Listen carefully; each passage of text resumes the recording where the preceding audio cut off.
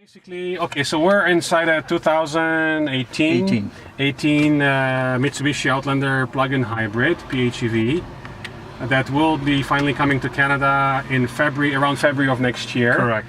There is only about 500 of them scheduled to arrive in Canada. No more than that. So basically, Don't have a number, but it's not a there's problem. no number. Yeah. So, but anyways, and the reservations are already being accepted and deposits as well by some Yes. dealerships. Yes. Again, they're only available through designated dealerships We're going to start rolling them out, Quebec, Ontario, BC, and then the rest of Canada. Yeah. All of our dealerships are going to be trained to be PHEV dealers. Oh, okay, gotcha. So not just select. So like different than the IMEV. IMEV. Different than the IMEV. Okay, Correct. yeah, it makes sense. Which is kind of what BMW has done. The plug-in hybrids are available everywhere, where the I-Series is only certain dealers. Okay, great. So basically, to put it in drive, we Put it in just drive and away we go. So left and down. I see. Okay, gotcha. So now we're in drive mode. Then this is display that's specific only for the plug-in hybrid, which Yes. is will show you probably the efficiency of how you drive and then Correct. driving in. So this car has two electric motors, one front, one back, and it has a 2-liter 4-cylinder gasoline motor, which basically does not drive the wheels. It only serves to charge the battery. Correct. And so the size of the battery here is about 12 kilowatt hours. It is a 12 kilowatt hour battery. Yes. Which should be good for up to about 50 kilometers in careful driving. That's what it says in the book. Okay, gotcha. But some people should be able to stretch it further. Now, we have driven a similar vehicle in the UK, but this was the previous generation. So I know that they have improved on quite a few things before relaunching this second generation Outlander plug-in hybrid. So where should we go? The left, right? Left to Bayfield. Okay.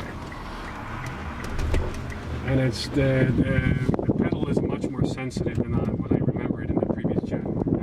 I'm barely touching it, and it's very sensitive. It's all. We also have an EV button down here, Oh, okay. so that it will basically turn it into EV. So right Pure now it's EV. pure EV mode. That's right. So we continue Yep, going continue through to Bayfield. I'm not very familiar with Barry, but so you're just Outlander.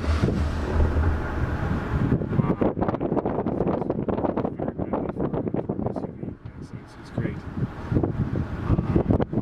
And this is what we have to remind our viewers is that Mitsubishi Outlander PHEV is the only plug-in hybrid in the world that offers fast charging capability with the CHAdeMO port. So it's very quite unique, and also is the only one in this price range, like a mid-sized SUV plug-in hybrid. It's going to be retailing at starting MSRP of around 42 minus the rebate. Yeah, and we don't know what the rebate's going to be. We estimate based on the battery size it should be around between 8 and 9, maybe even as much as 10, depending on how the government sets it. We figure around 9,500, but 9,500. we haven't gotten confirmation The yet. official, yeah, okay. So basically 42, so it could be kind of in the low 30s basically after the rebate, which is going to be the most affordable plug-in hybrid SUV out there.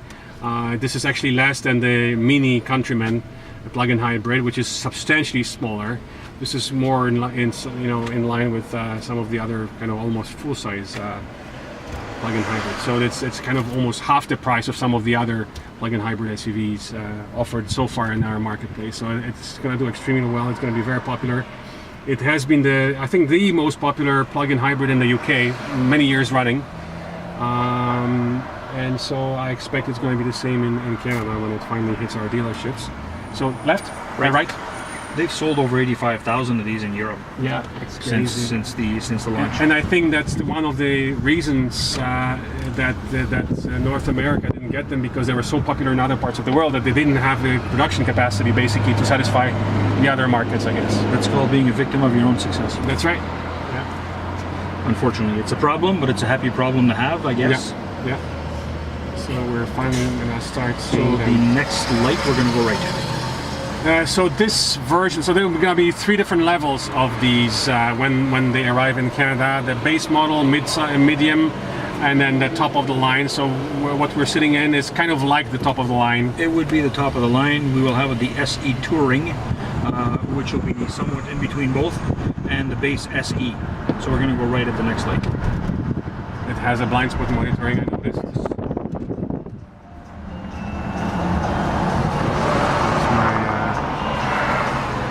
That's my phone.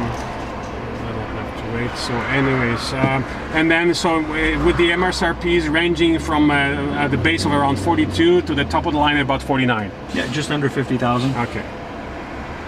And so the top of the line will have all the electronics, all the gadgets, the sunroof, the leather, the adaptive cruise. I guess what are some of the other gimmicks that the top of the line model? There's many toys. Like you mentioned, the adaptive cruise control, the 360 view, rear cross traffic alerts. Yeah. So right here, right just like this.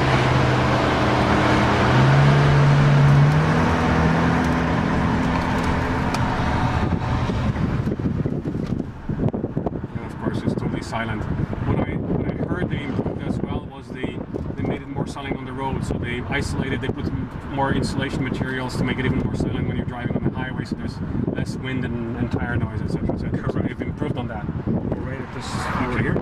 So that was improved on the 2017 Outlander series in general, when it received over 100 different improvements. Soundproofing being one of them. So it's gone from very good to fantastic.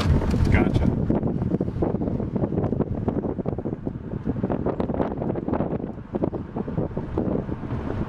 We'll go right down back to Worsley and we'll take a left.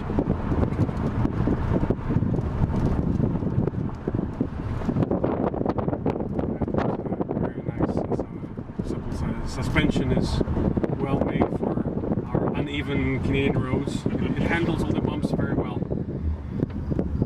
So we're going to be going... Next light would be... Not the next light, but... stop? Yeah, the next stop to the right, right? To the left. Oh, to the left, okay. Yeah.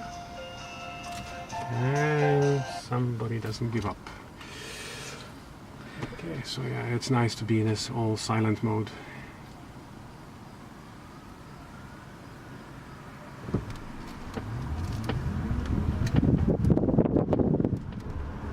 And you have to drive for everybody else on the road. They can't hear you. Yeah, exactly. Now, Mitsubishi in the IMIF, they had that sound, the artificial sound at low speeds. Does this car have that? I'm not sure. We'll go left here. I think I heard it when you were pulling out, so I'm gonna, it's a stop. Let's, oh, this one is turning right, so we should be good. Go to the stop sign, hang a right, and come Yeah, back. come back into the parking lot. It's a very responsive